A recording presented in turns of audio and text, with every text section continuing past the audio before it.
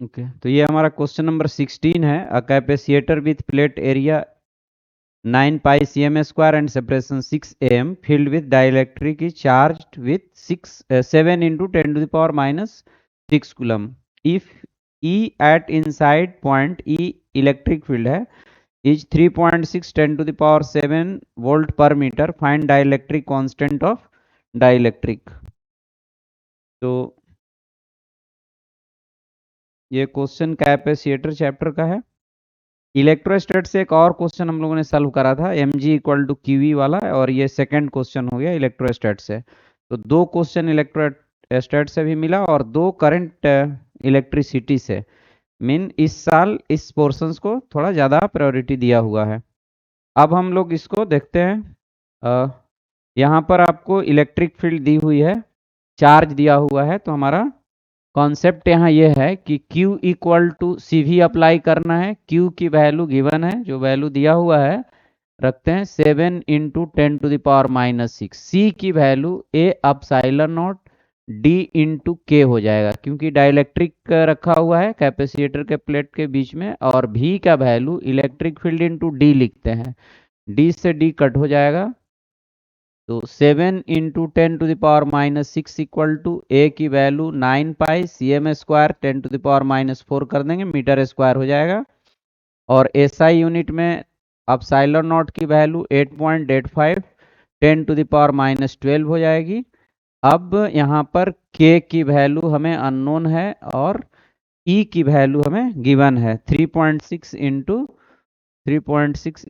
10 to the power 7। अब यहाँ से k का वैल्यू सॉल्व करने पर you will get value of k will be equal to 7.7। तो इस तरह से इस क्वेश्चन का सॉल्यूशन हो गया और आंसर आएगा 7.7। अब हम लोग नेक्स्ट क्वेश्चन की ओर चलते हैं। क्या है क्वेश्चन नंबर 17? क्वेश्चन नंबर 17 है टू सोप बबल्स। ये मैकेनिक्स का क्वेश्चन है और सरफेस टेंशन से रिलेटेड है। दो बबल्स को एक दूसरे में जब ये कोलैप्स करते हैं तो जो बीच का कॉमन बाउंड्री है उसका एक दूसरा radius of curvature finally adjust होता है। तो उस रेडियस ऑफ कर्वेचर की वैल्यू निकालनी है। एक फॉर्मूला होता है यहाँ पर कि वन बाई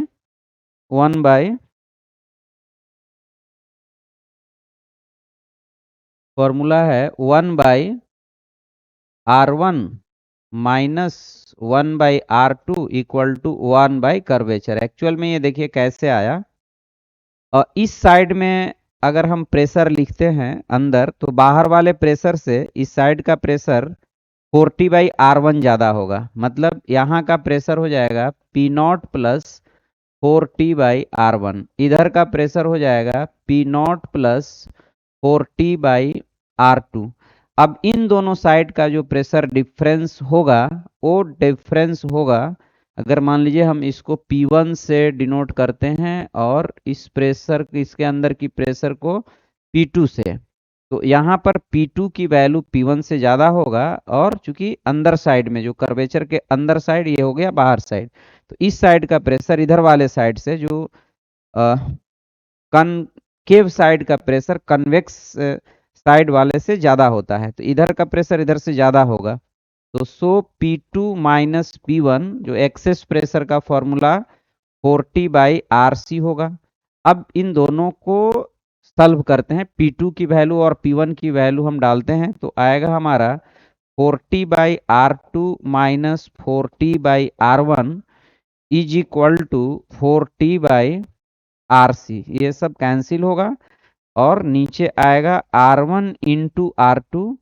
मतलब पहले तो इस फॉर्मूला को ही आप डेराइव कर लें कि 1/R2 minus 1/R1 equal to 1/RC। ये ध्यान रखेंगे कि जो R2 है ना वो स्मॉलर बॉल का रेडियस है या बबल का रेडियस है, और R1 लार्जर वाले का रेडियस है। ऑब्वियसली ये हो जाएगा आपका R1 minus R2 equal to RC। ये हमारा आंसर हो जाएगा। तो सो आई होप कि ये समझ में आया और आपका आंसर होगा 1। अब हम दूसरे क्वेश्चन की ओर मूव करते हैं। क्वेश्चन है हमारा क्वेश्चन होगा हमारा क्वेश्चन नंबर 18। ये स्टेटमेंट बेस्ड क्वेश्चन है। स्टेटमेंट 1 है, in uniform magnetic field speed and energy of a charge particle remain constant. तो आप सभी जानते हैं कि जो मैग्नेटिक फोर्स होता है वो वेलोसिटी के परपेंडिकुलर होता है, वो कोई वर्क नहीं कर पाता है। तो ऑब्वियसली यहाँ पर स्पीड भी कांस्टेंट रहेगा और एनर्जी भी कांस्टेंट रहेगा। Magnetic force is perpendicular to velocity. तो स्टेटमेंट सेकंड भी ट्रू है और स्टेटमेंट फर्स्ट तो ट्रू है ही। तो ये दोनों स्टेटमेंट्स ट्रू है और इसमें आंसर के statement 1 is true, statement 1 is true, statement 2 is false. Statement 1 is true, statement 2 is true, statement 2 is a correct explanation of statement 1। तो यहाँ पर ऑप्शन नंबर 1 इसका आंसर हो जाएगा। ओके, अब हम आगे बढ़ते हैं क्वेश्चन नंबर 19 की ओर। क्वेश्चन नंबर 19 है, अ प्रोजेक्टाइल इज फायर्ड। ये फिर मैकेनिक्स का क्वेश्चन मिला। प्रोजेक्टाइल से क्वेश्चन है, प्रोजेक्टाइल मोशन चैप्टर का एक वेरी वेरी इंपॉर्टेंट टॉपिक्स है। तो उससे क्वेश्चन दिया है, a projectile is fired from ground with some speed at angle theta from horizontal. After time t, its velocity becomes parallel to horizontal. If its horizontal range is r, then find theta in the term of I and r. ये t है, mean यहाँ पर miss printing दिख रहा है हमें, ये t होगा, t and this is theta. t है और थीटा है। तो प्रोजेक्टाइल को जब हम प्रोजेक्ट करते हैं बच्चों, ये मान लिया यहाँ से हम प्रोजेक्टाइल को प्रोजेक्ट करते हैं, तो after some time its velocity becomes horizontal. तो यहाँ पर जब जाता है तभी हॉरिजेंटल होता है, मतलब वो जो टाइम, जिस टाइम के कॉरेस्पॉन्डिंग वेलोसिटी हॉरिजेंटल हुआ, ये टाइम ऑफ फ्लाइट है, राइट। तो after time t its velocity becomes parallel to horizontal. तो टी का वैल्यू, इसका मतलब कि ये टू यू साइन थीटा नहीं, u sine theta by g के बराबर हो जाएगा। ये हमारा टाइम ऑफ एसेंट का फॉर्मूला होता है u sine theta by g. तो जब मैक्सिमम हाइट पर प्रोजेक्टाइल पहुंचेगा, उसी टाइम पर वेलोसिटी हॉरिजेंटल होता है। तो इस तरह से टी का वैल्यू ये हुआ है। रेंज आर इक्वल टू, आप सभी जानते हैं कि हो जाएगा u x into time of light. ये टाइम ऑफ एसेंट है, time of light time of ascent का डबल होता है, तो इसलिए r equal to u x की वैल्यू यू कॉस थीटा हो जाएगी, and time of flight two time of ascent, या 2t इसको लिख सकते हैं, है ना, और ये t की वैल्यू है। तो अब हम यदि डिवाइड करते हैं, ये इसको इक्वेशन फर्स्ट मान लीजिए और इसको इक्वेशन सेकंड मानिए, तो t अपॉन r की वैल्यू हो जाएगी u sign theta by g into you cos theta into 2t। You से यू गया, अब इधर इसको ले जाएंगे तो इसको tan थीटा लिख सकते हैं। तो r tan थीटा की वैल्यू हमें मिलेगी g इंटू टी स्क्वायर। इसलिए tan थीटा की वैल्यू हमें मिल जाएगी 2gt स्क्वायर बाई r। तो थीटा हो जाएगी हमें tan inverse 2gt square upon r। तो ऑप्शन में है, यहाँ पर देखिए ऑप्शन नंबर थर्ड इसका सॉल्यूशन हो जाएगा। आंसर होगा option number third, theta equal to tan inverse 2gt square upon r। अब हम क्वेश्चन नंबर 20 की ओर मूव करते हैं। क्वेश्चन नंबर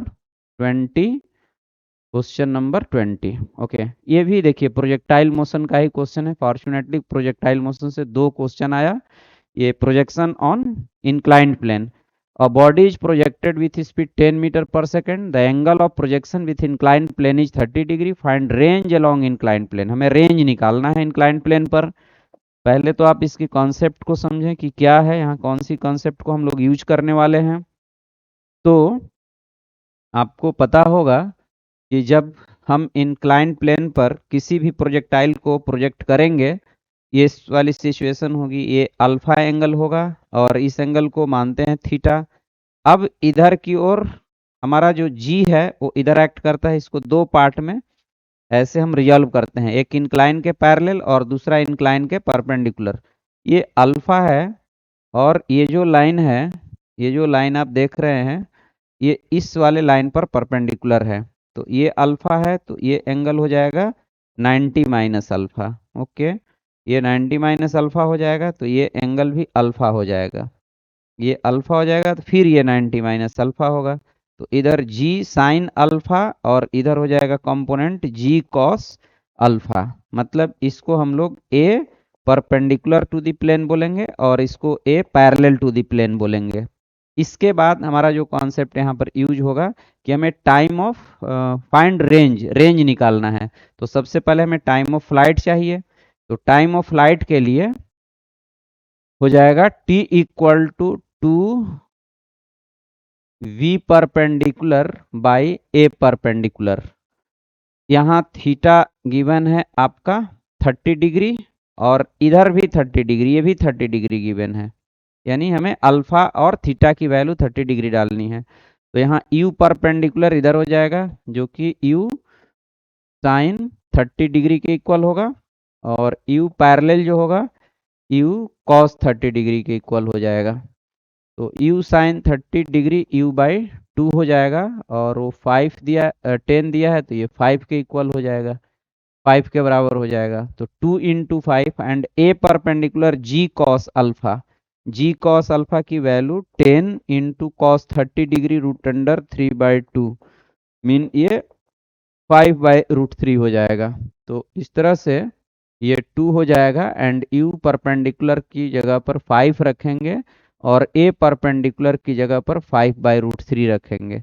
तो हमें t की वैल्यू 2/√3 मिल गई।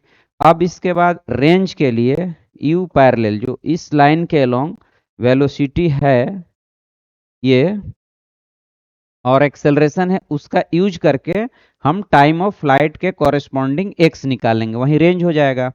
तो u पैरेलल की value u parallel into time of flight minus यहाँ पर करेंगे half a parallel into T time of flight का स्क्वायर। अब इसमें सारे वैल्यूज को हम लोग पुट कर लेंगे तो r की वैल्यू हमें मिलेगी और ये वैल्यू 20/3 के बराबर होगा। आप पुट करके चेक कर लेंगे। ओके, अब हम लोग क्वेश्चन नंबर 21 की ओर मूव करते हैं। क्वेश्चन नंबर 21 है a medium electric field of any electromagnetic wave is 7 into 10 to the power minus 3 volt per meter if relative permittivity and relative permeability of medium is 4 and 9 respectively find magnetic field in the medium। ये electromagnetic wave का question है और यहाँ पर जो concept use हम लोग करने वाले हैं ये है कि आप सभी जानते हैं कि E बाई बी का वैल्यू V के इक्वल होता है। V वेव वेलोसिटी होता है उस मीडियम में, है ना। यहाँ पर वोल्ट पर मीटर मीन इलेक्ट्रिक फील्ड की वैल्यू दी हुई है, B का वैल्यू निकालना है, लेकिन हमें V की वैल्यू उस मीडियम में हमें फाइंड आउट करना होगा। अगर V की वैल्यू मिल जाता है तो हम E की वैल्यू रखेंगे तो फिर B का वैल्यू वर्कआउट हो जाएगा। अब V का वैल्यू किसी मीडियम में निकालना है तो C बाई ये अपसाइलन R म्यू R का रूट हो जाएगा। तो C3 इंटू 10⁸ होता है एंड म्यू R एंड ये दोनों वैल्यू गिवन है 4 एंड 9। तो 4 इंटू 9 का रूट करेंगे तो ये 36 का रूट 6 हो जाएगा। 3 10⁸ अपॉन ये 6 हो गया, ये 2 हो जाएगा मीन 0.5 इंटू 10⁸ मीटर पर सेकंड V की वैल्यू है। अब हम उस इक्वेशन में पुट करते हैं E upon B equal to v. E की वैल्यू यहाँ पर गिवन है 7 into 10⁻³ 7 into 10⁻³ by B equal to 1/2 into 10⁸ V की वैल्यू। तो so this becomes B equal to 14 into 10⁻³ divided by 10⁸ mean 14 into 10⁻11 और 1.4 into 10⁻10। तो सो 1.4 into 10⁻10 हमारा answer हो जाएगा। ये ऑप्शन नंबर 4 में गिवन है, ये हमारा आंसर हो जाएगा। ओके, अब नेक्स्ट क्वेश्चन है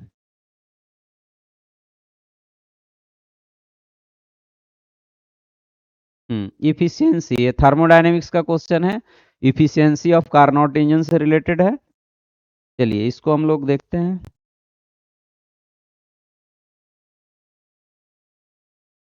efficiency of Carnot cycle is 25% when temperature. Carnot cycle की इफिशियंसी जो कॉन्सेप्ट यूज होगा, ईटा इक्वल टू 1 माइनस T2/T1। ये कार्नोट इंजन की इफिशियंसी का फॉर्मूला है। इफिशियंसी 25% मीन 1/4 हो जाएगा।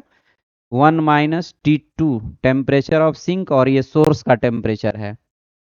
तो यहाँ पर सिंक का टेम्परेचर गिवन है 27 डिग्री। तो 27 डिग्री को केल्विन में कन्वर्ट करेंगे तो 300 हो जाएगा अपॉन T1। ये इक्वेशन ए हो गया।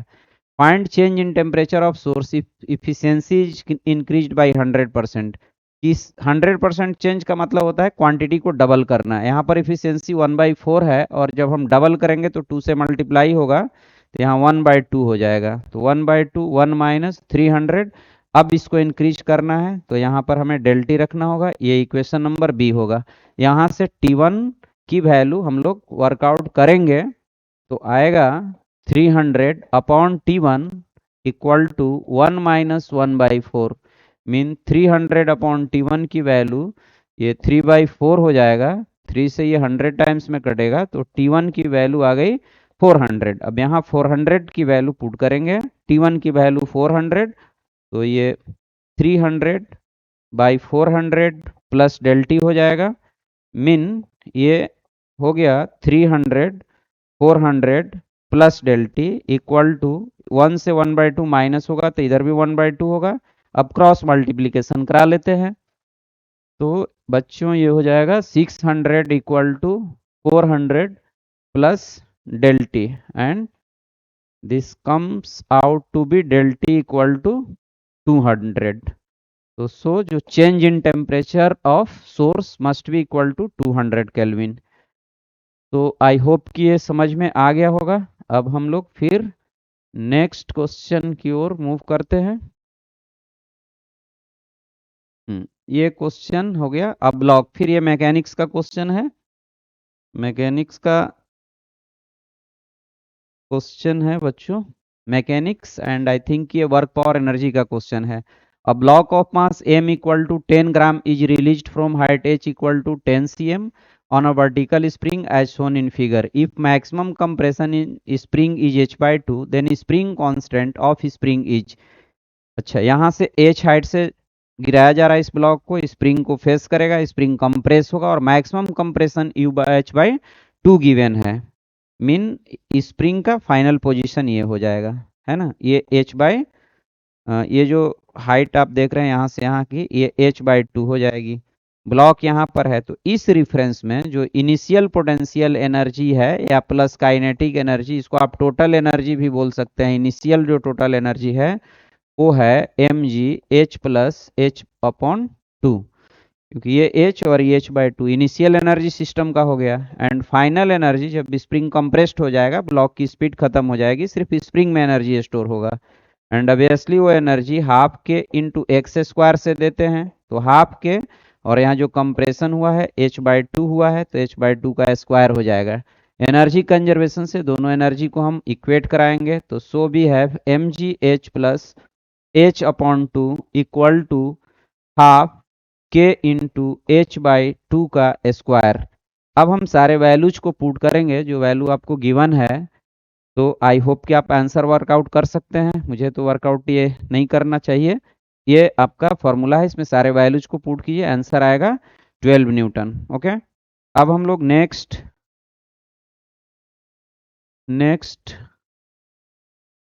क्वेश्चन की ओर मूव करते हैं। क्वेश्चन नंबर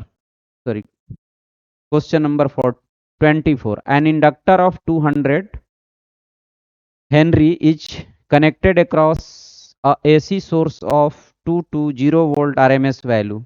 ये AC का क्वेश्चन है। अल्टरनेटिंग करंट भी वेरी वेरी इंपॉर्टेंट टॉपिक्स होता है हर एग्जाम के लिए। तो एक इंडक्टर है और ये एक ऐसी सोर्स से कनेक्टेड है जिसका वोल्टेज गिवन है हमें 220 वोल्ट और उसकी फ्रीक्वेंसी भी गिवन है। तो आई थिंक इसका डायग्राम इस तरह से होगा। ये इंडक्टर है और यहाँ पर एक एसी सोर्स है। इस इंडक्टर का एक्सेल हमें चाहिए, तो एक्सेल ओमेगा इंटू एल होता है और यहाँ आरएमएस वोल्टेज 220 वोल्ट गिवन है, ये आरएमएस वोल्टेज है।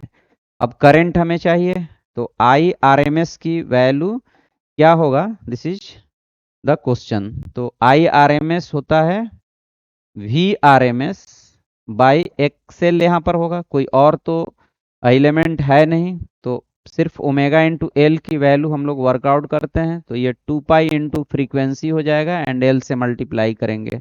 मीन 2 पाई इंटू फ्रीक्वेंसी की वैल्यू 50 गिवन है, तो 100 पाई हो गया एंड एल की वैल्यू, एल है 200, तो ये आ गया 100 इंटू 200 पाई। ये आ गया एक्सेल की वैल्यू, वोल्टेज की वैल्यू भी गिवन है, तो इसलिए आई आर एम एस की वैल्यू हो जाएगा, आई आर एम एस हो जाएगा V R M S 220 divided by 100 into 200 into pi. अब इसको आप सारे वैल्यू को पुट करेंगे पाई की वैल्यू, तो after simplification you will get 35 milli ampere. Okay, आप देख लेंगे करके। अब हम लोग नेक्स्ट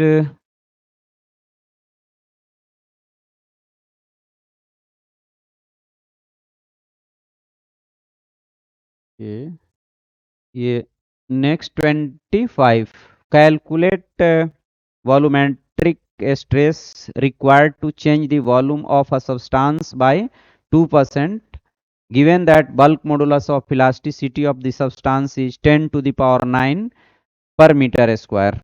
ओके, ये क्वेश्चन चैप्टर है इसका इलास्टिसिटी, ये इलास्टिसिटी का क्वेश्चन है। आपको बल्क मॉडुलस गिवन है 10 to the power 9, volumetric change भी गिवन है, आपको स्ट्रेस निकालना है। तो I think B equal to, यहाँ पर फॉर्मूला जो कॉन्सेप्ट अप्लाई है स्ट्रेस बाय स्ट्रेन, बी की वैल्यू गिवन है, आपको स्ट्रेन की वैल्यू गिवन है और बस स्ट्रेस की वैल्यू फाइंड आउट करना है। तो ये होगा, ये होगा, क्या करना होगा हमें, स्ट्रेन की वैल्यू पहले गिवन है 2%, 2% का मतलब ये हुआ कि del V upon V into 100 की वैल्यू 2 गिवन है और strain del V by V होता है, तो ये 2 इंटू 10 टू द पावर -2 हो गया। अब del V by V mean strain मिल गया, बी वैल्यू गिवन है, तो सो स्ट्रेस इक्वल टू हो जाएगा B into strain, B into strain, तो so we have stress equal to value of B is 9 into 10 to the power 9 and value of stress is 2 into 10 to the power -2, तो so we have 2 into 10 to the power 7 Newton पर metre square. तो सो ये option number 1 इसका answer हो जाएगा। अब हम लोग देखते हैं क्वेश्चन नंबर 26 को। ओके, ये क्वेश्चन नंबर 26 आप देख रहे हैं कि फिर हमें क्वेश्चन मिलता हुआ दिख रहा है, कहाँ से, तो फोटो इलेक्ट्रिक इफेक्ट से। फोटो इलेक्ट्रिक इफेक्ट से 2 क्वेश्चन दिया इस साल। Stopping potential for electrons when light of wavelength 491 nanometre is incident is इतना। स्टॉपिंग पोटेंशियल आप सभी जानते हैं h nu -5 equal to kinetic energy, और स्टॉपिंग पोटेंशियल लिखेंगे तो E into V S equal to h nu -5 हो जाएगा। तो फर्स्ट इक्वेशन हमारा रहा E into stopping potential 0.410 equal to h c by lambda 1, तो यहाँ पर लैम्डा 1 -5 हो जाएगा। फिर ये इक्वेशन नंबर ए हो गया। इक्वेशन नंबर 2 E इंटू, अब यहाँ पर 1.02 equal to h c by lambda 2 -5, ये इक्वेशन नंबर बी हो जाएगा। अब दोनों का डिफरेंस कराएंगे तो 5 कैंसिल आउट हो जाएगा। आपको HC का वैल्यू 1240 डालना है, यहाँ भी 1240 डालिएगा क्योंकि ये लैम्डा नैनोमीटर में दिया हुआ है। और E का वैल्यू 1.6 10 टू द पावर -19।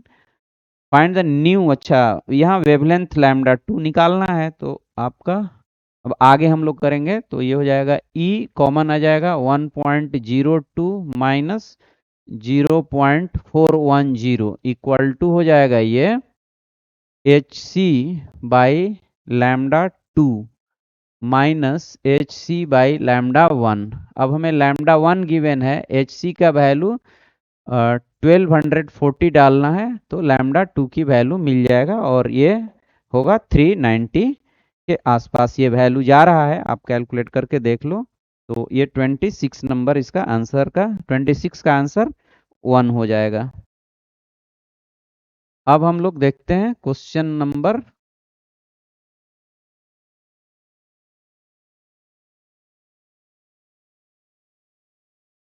हाँ क्वेश्चन नंबर 27। क्वेश्चन नंबर 27 है, if at the centre of circular current carrying coil magnetic field is V naught, then magnetic field at distance r by 2 from the center on the axis of a coil is mean एक circular coil है जिसके centre पर हमें electric current की value, electric magnetic field की value given है। मतलब यहाँ पर एक सर्कल है, सर्कल के सेंटर पर जो हम लोग फॉर्मूला अप्लाई करते हैं mu naught I by 2r B की वैल्यू।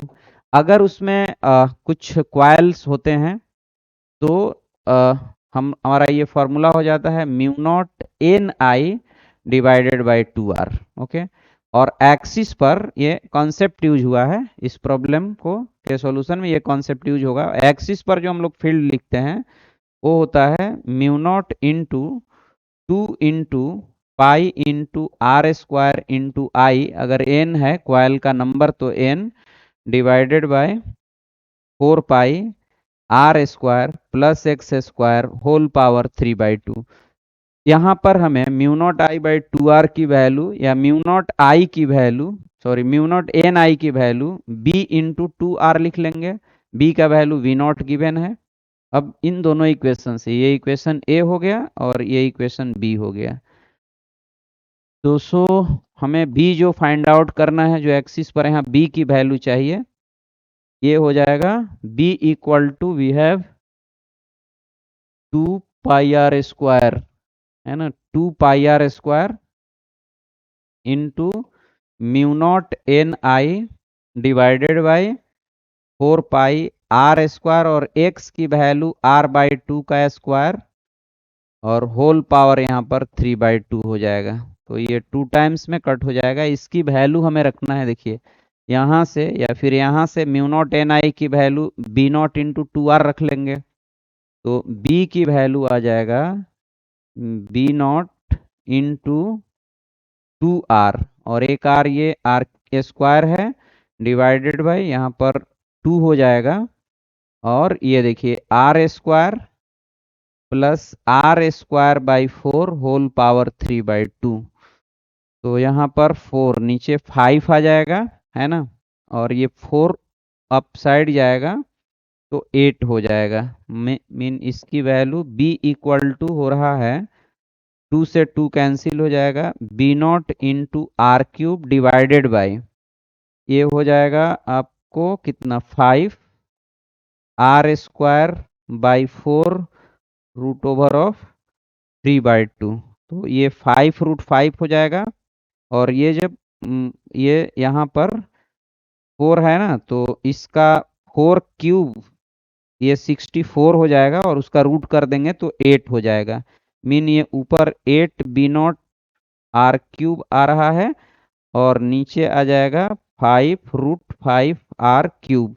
तो ये कट हो जाएगा तो 8 बी नॉट बाई 5√5, ये आपका ऑप्शन नंबर 1 आंसर हो जाएगा। ओके, तो अब इसमें शायद हमें इतना ही